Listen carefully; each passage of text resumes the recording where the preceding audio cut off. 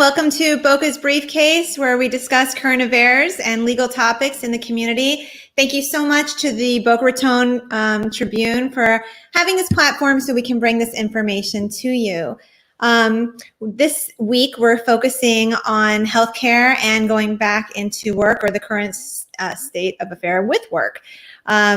It's relevant that, or some could say, we have two doctors on our panel today. And this week in the news, the United States withdrew from the World Health Organization. We can see if either doctor wants to address that. I know personally, as an attorney, I've been attending work through Zoom. I'm seeing judges in Zoom. I'm having meetings through Zoom. But as a special magistrate, I've been called back to work starting next Wednesday, back to City Hall. And I'm going to be under air with other people. And I know personally that makes me a little nervous, and millions of Americans have already gone back to work or going back to work. So we're going to talk a little about what issues are they facing, is it safe, and what are employers and employees doing when you have to go back to work. So this is not my field. I handle real estate law and landlord-tenant matters. So that's why we've got a great panelist here today to talk about it. Our first guest, who's literally you're going to see him in the hospital, is Dr. Let's see, I'm going to pull everybody up. Dr. Andrew Mason. He's a triple board certified medical doctor with advanced training in emergency medicine. Today, this is someone who's actually there. He's in the line of defense, and he's already seen 20 COVID patients today. So thank you so much for being here. We also have Dr. Henry Cabrera, who actually studied medicine in Ecuador, and he is the founder and CEO of FitHub. That's a company that's focused on proactive healthcare through software. So we're going to talk to him a little about how that's applying in the workplace. And of course, we have the amazing and beautiful Heather Gilbert, JD, who is not only known for all her work in the community, charitable and otherwise through foundations, but also she is the vice president of marketing of PIK Wellness. Prevention is key, and she's using her positive energy on solutions in the workplace. Usually in this format, everyone, we all go back and forth in a conversation. But today that's going to be a little different because Dr. Mason might actually have to deal with a patient at any time again. He actually started behind the scenes. He had a whole face shield on and a mask on when he joined a few minutes ago. So we're going to actually let him speak first just in case he is pulled away. And he has a lot of, thank you, there's your face shield, has a lot of valuable information to share. So Dr. Mason, people are watching from in and out of Florida. We're a South Florida program, but let's start with what's going on, unless you want to talk about us withdrawing from the World Health Organization. What's going on in the state of Florida versus the rest of the United States? Let's start there to bring it home. So for perspective, according to WHO, we've got almost 12 million infected worldwide. We have about 6.5 million recovered, and we've got over 500,000 deaths worldwide. U.S. has got the largest per capita proportion of COVID cases. We've got over 3 million cases, 130,000 deaths already, which is about 510 deaths per day. We were over 600, and we're coming down a little bit. Florida, we've had over 214,000 confirmed positive cases, and keep in mind these are just test positive cases. About 3,800 deaths so far in Florida, and we're getting about between 8,000 and 12,000 test positive cases a day. The WHO estimates that for every one test positive case we get, we may have up to 10 patients that are COVID positive that we haven't tested yet that are in the community.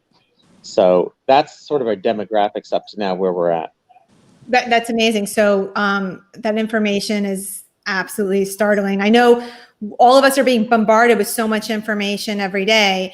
So I'm very glad that you're on here with some statistics. So what's the status here in Florida and South Florida, however you want to respond? So, I mean, if you look back at the curve and all the data you can get at the Florida Department of Health COVID dashboard, which you can just Google and you can see online. But if you look at the curve, if you look back about 3 weeks, we were looking at between 500, 650 new cases per day. And then we started an upslope, and now we're on a very steep upslope where we were up about 12,500 cases a day, and then we're bopping up and down 12,000, 10,000, 9,000. But we're probably averaging around 10,000 new cases a day, which represents essentially exponential growth, that we're on the steep part of the curve where we've got a lot of community transmission of the virus right now. So in regards to that, and again, we're focused more in South Florida, so you can speak on to whatever area you wish, but what is the status of our Florida hospitals? What's happening throughout the state or local hospitals in regards to Florida's specific high numbers? So if we look back several weeks ago, we had a gradual increase in the number of positive cases, and at the same time, we had an increase in hospitalizations. We were successful in flattening the curve, and therefore we had a decrease in hospitalizations and a decrease in positive patients, but we've had a gradual and now a more steep upslope in the last several weeks. Initially, it was just positive cases, and now it's coming to more hospitalizations and sicker hospitalizations. So initially, it was young people who were getting the virus 3 or so weeks ago, and they were relatively healthy, and we weren't having a lot of hospitalizations. But that's rapidly crescendoing to the point where now South Florida's got more than 95% occupancy, very low numbers of ICU beds. Many of the large hospitals in South Florida are now transferring their patients out to other hospitals, West Palm Beach, and sometimes even further north. And we've got a significant limitation on our ability to hospitalize patients and for ICU beds. So many of the hospitals in South Florida, again, are limiting elective surgeries and other elective procedures to focus and concentrate on looking after sicker patients and the burden of COVID positive patients right now. No, thank you for sharing that. In your opinion, is the South Florida system struggling, or the hospital system struggling to keep up? We're struggling. We're not at the point where New York was at several months ago, but we're certainly facing the challenge, and it's a significant challenge right now. Okay. And I also welcome people who are watching. If anyone does have a question for any of our guests, feel free to type in the chat, and we will relay that as well. Because there's just so much information to go over. So, again, you're on the front lines, like we talked about, and obviously that's a place that no one wants to be. So how can we, in your opinion, decrease COVID-19 in the communities? I mean, we've heard the general advice, wear a mask, but I mean, I'd like to hear from your advice. So really the advice hasn't changed, and the good resources for this information are going to be the World Health Organization website, the CDC, and the Florida Department of Health. And pretty well we know that the virus is the virus, and there's nothing that we can do to affect the virus. It's going to act the way that it acts. The only thing we can do is we can change the way that we interact with the virus. And the only way that we can decrease the rate of transmission is to decrease the spread, which is basically not to transmit the virus. The way that we don't transmit the virus is we keep a distance from other people, which is essentially social isolation, keep more than 6 feet away if at all possible. And if you're going to be closer than 6 feet, you need to wear personal protective equipment such as a mask and preferably some sort of eye protection. And we know that the transmission is primarily by small respiratory droplets, so we want to stay away from people if they're coughing or sneezing or even breathing more than 6 or 10 feet away. And if we're going to be, the other way that you can get it is from surfaces where people are coughing and sneezing. So if you touch anything, it's important to do a 20-second hand wash with soap and water, or to use an alcohol-based hand wash solution to clean your hands before you touch your eyes, your nose, your mouth. This is the only way that you get the virus, essentially. So if we could all just concentrate on keeping our distance from other people, wearing a mask and hand washing, we could do what we did several weeks ago, a few months ago, which is flattening the curve, decreasing the number of infections, and taking the burden off of the healthcare system. Obviously, the big concern is people are doing okay right now. The mortality rate, which was about 6% back in February and March in the United States, we managed to decrease the mortality rate, combination of younger patients getting the disease, and we're having better ability to deal with the infection. We've got better techniques, better strategies. But the biggest risk is if we overwhelm the healthcare system and we don't have doctors and nurses in beds to look after patients, that would certainly result in a much higher mortality. So again, our goal has to be to decrease transmission of this virus. Thank you. And one more question. I'm sorry I'm so focused on you. I just don't know if you're going to be pulled away any second. And we thank you for being here. Do you see any changes in patients now? Any difference in symptoms or because you are dealing with different ages than you did earlier on when this started back in March? So as time progresses, we're able to get a better idea of the spectrum of disease that the virus can cause. Typically, most patients are going to come in with flu-like illness, sometimes more complicated respiratory complaints with difficulty breathing, low oxygen levels, more complicated types of pneumonia, sepsis. But really, we've seen an amazing spectrum of disease. This virus can infect just about every organ system in the body, including the neurological system. We see sometimes seizures and patients with altered mental status and different kinds of brain dysfunction. We see respiratory symptoms with pneumonia, low oxygen levels. We see cardiac symptoms with decreased ability of the heart to pump or to pump blood to different parts of the body. We see gastrointestinal symptoms with patients with diarrhea and difficulties absorbing their nutrition. And then we see skin manifestations with different kinds of rashes. And then in children especially, we see some different manifestations with different kinds of neurological symptoms and diseases that were characterized by other kinds of infections that now COVID can mimic. So there's a wide variety of manifestations of this virus, and as time progresses, we're finding more and more and more manifestations of COVID-19. But the majority of what we see is still flu-like illness and respiratory symptoms. Thank you. And thank you for being so detailed. And this is just such valuable information. So now we're hearing what's happening in our hospitals, in our South Florida hospitals. So we have to decide what are solutions for the safe return for employees. And Heather and Dr. Cabrera, I turn to you. If the employer, and I know there's different phases and depending on which county you're in and what's open, but if your employer is asking you to return to work, what are some of those solutions to return to work? So thank you, Hilary, and good afternoon, everybody.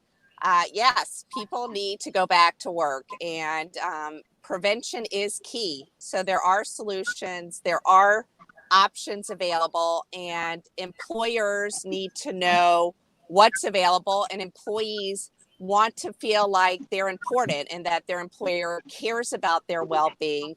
So some of the things that employers can work on is, first of all, check all state and local orders before you have your employees come back to work. That's number one. Conducting daily health checks. That can be temperature logging, symptom checking, as well as exposure checking. And all of that is directive from the CDC, which we can go into a little bit more detail as well. You can also conduct a hazard assessment at the workplace. See what's going on at the facility, see if people can still be functioning and working, wearing masks and staying 6 feet apart. Also, you want to encourage, like Dr. Mason said, your employees to wear those face coverings. Have sanitizers in their pockets, little portable ones. Have cleaning stations throughout the company. Encourage people to go to the restroom, wash their hands for 20 minutes. Also, you want to be able to have that social distancing in the workplace. Even improving the ventilation system is an option. That one is, I haven't heard about that, but that's actually very important. If you're an employer and increasing the air circulation, the ventilation system, that's huge. And no one's talked about that. Right. There's different UV lights that can go in, different sanitizing systems that can go in. And we are a resource that can help you with all those options. Of course, the PPE equipment is important. And again, we have options available for that. Thermal temperature devices. Anywhere that you go, they should be taking your temperature before you walk into that facility. On-site testing. It can be as little as a 5-minute on-site test, or you can get results within 24 to 48 hours. Employers should be looking into these and making sure that it's FDA approved when you implement it for your own employees. Well, here's a question I have, and I don't mean to interrupt you, but I was speaking in confidence to someone who didn't want to write this question, who texted me, and it's actually working for a large corporation in Miami. And their concern is there's been a couple people that tested positive. So the question is, and anyone can speak on this, is there, what does the company do? Do they send everyone home? Do they immediately quarantine? Because as people run to get a test, they may not be COVID positive yet because that could have just been exposed.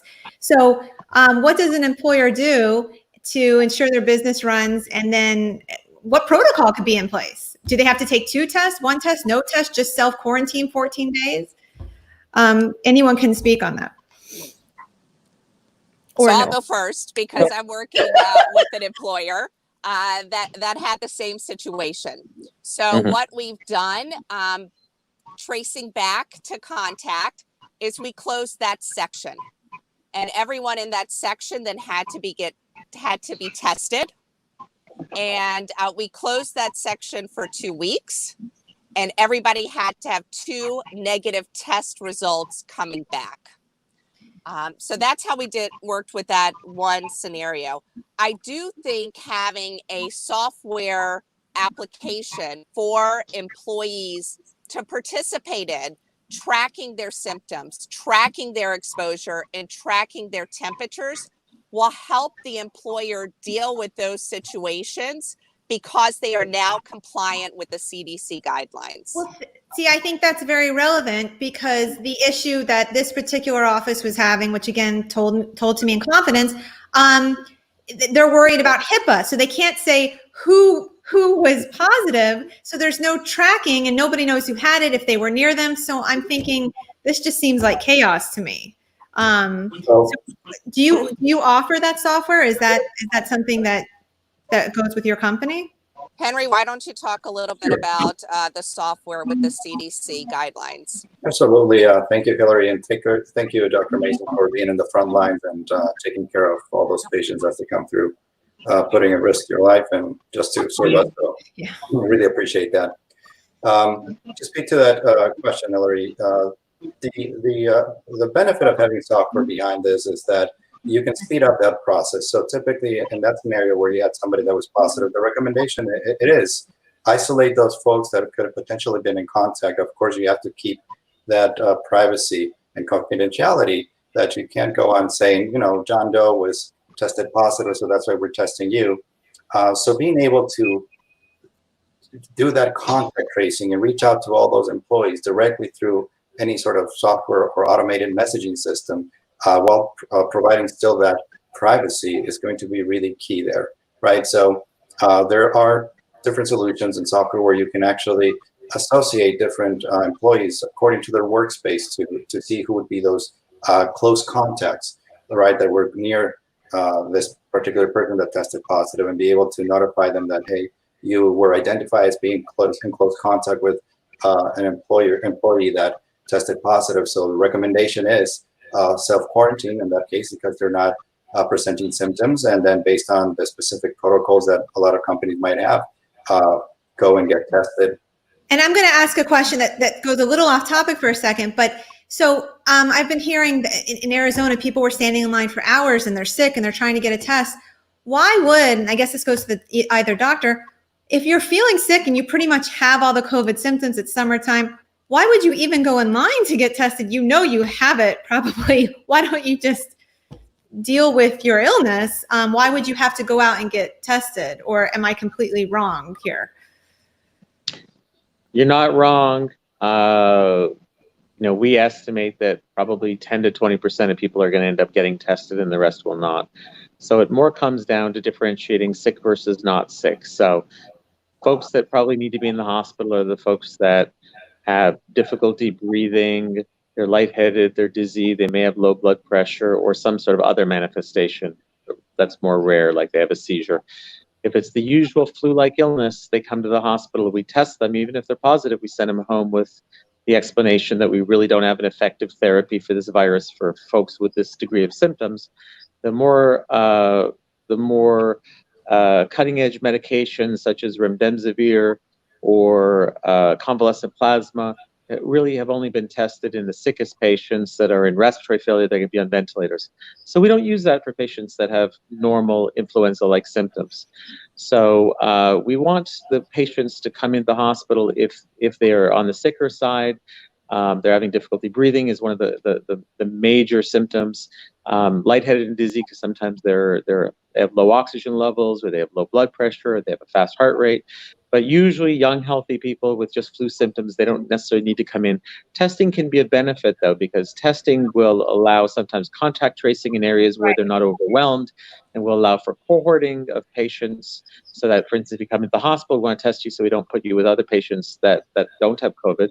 But certainly it's important for any situation where you may be in contact with someone else. So it's important for situations of the workplace and school and daycare and all those situations. So certainly there is a place for testing. But we're certainly not going to get everybody tested. So it's important that if you think you have symptoms of COVID, treat yourself as if you do, and just say, hey, I'm going to self-isolate. That's what we're supposed to be doing. Is we're not supposed to be going within 6 feet plus of anyone anyway. So they just take added precautions and say, I'm not going to go around anyone who is elderly, frail, has got an impaired immune system, whether you're symptomatic or not. But if you're symptomatic, you should take extra precautions to just not be around anybody. And then Dr. Cabrera, I assume that if you're with an employer and you bring this to the work situation, you would notify your employer and then obviously take care of yourself, but to come back to work, then you're tracked in this software, and then obviously you have to then get the testing down the line to come back to work.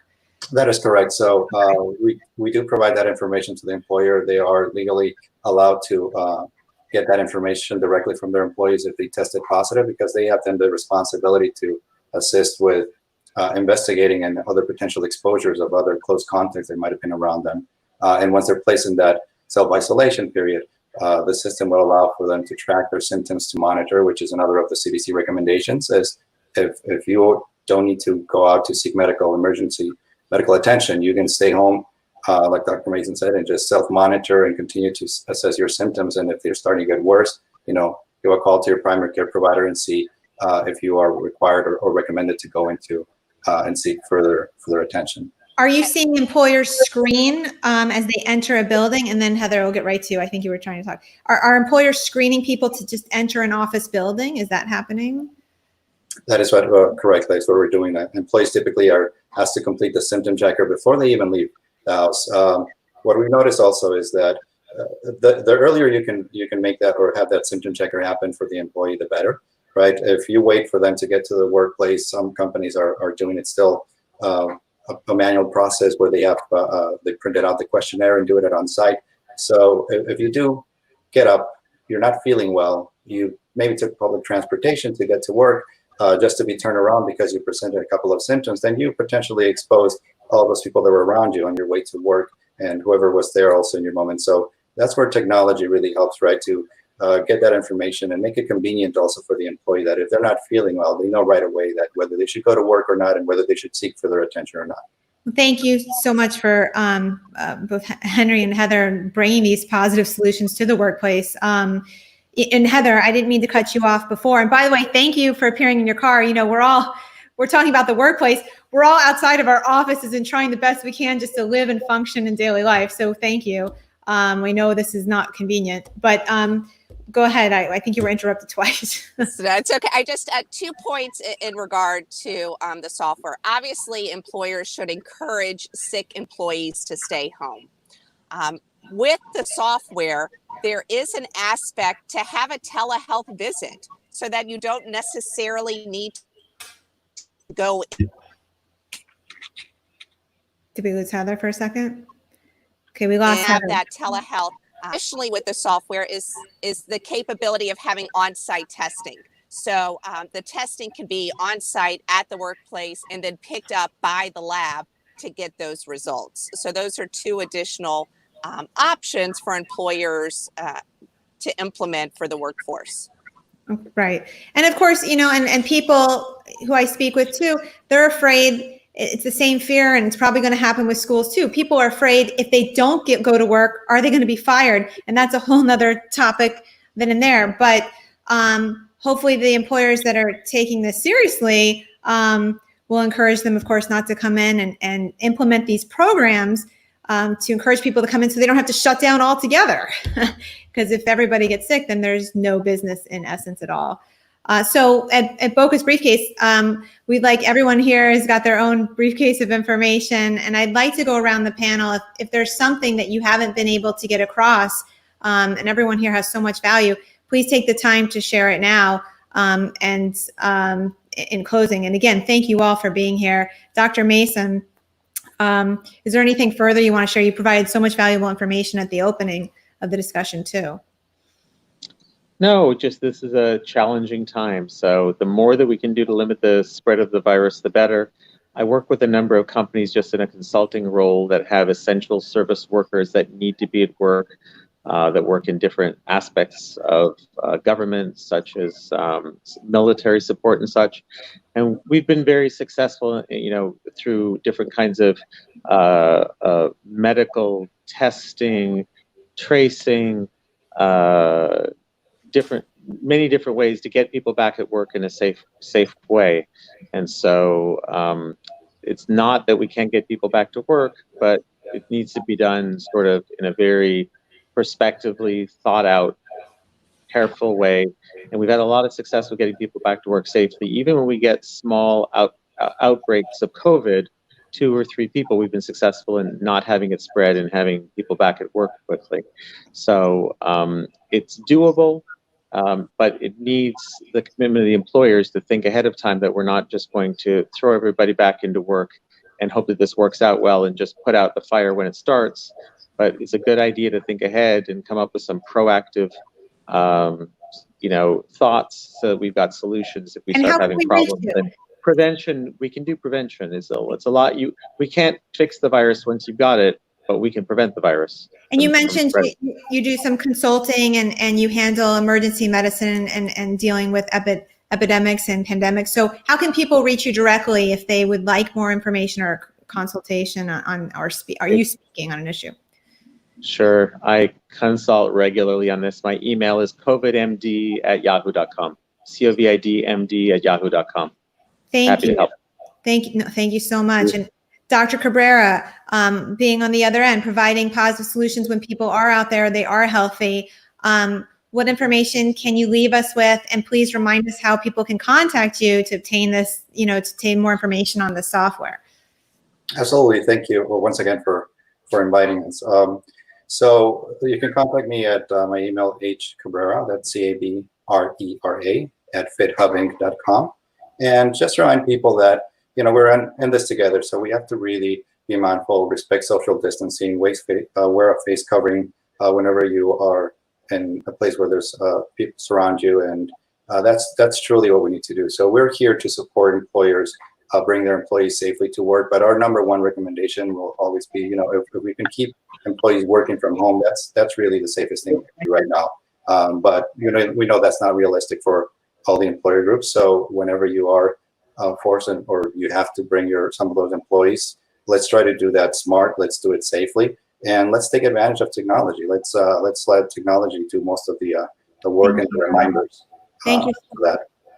No, thank you, and Heather, in closing, and I would love to keep talking about this forever because there's so much valuable information. But from what I've heard from you, you're a one-stop shop, providing on-site mobile applications to track symptoms, exposure, and even provide advice on what to do with the entire facility. So first of all, how can people reach you? Because I know you're vice president of the company. And also, what would you like to leave people with today? We have employers and employees watching who might be just fearful of, this situation. Thank you, Hilary. Well, anybody can contact me, as we have a resource for the software application, for other solutions to bring on site. You cannot just rely on temperature tracking. It needs to include a comprehensive survey and analysis on symptoms as well as exposure. All those 3 things go hand in hand: temperature, symptoms, and exposure. I can be reached directly at Heather at PIK Wellness, PIK wellness.com. You can also contact us at 1-866-STAY-HEALTHY. We're here to help you navigate through this COVID pandemic, and we will make sure to work with you as your employees enter the workforce. And Dr. Cabrera and Heather, what size of a corporation is too small, or an LLC or company is too small to do this? We don't have any limits there. So we're really mindful of any size of companies that wants to do it. And our software is really meant to be utilized as you bring active users back to work. So even though you have 2, 3, 4, 5 employees that are coming to work, you can still deploy the solution, start with them.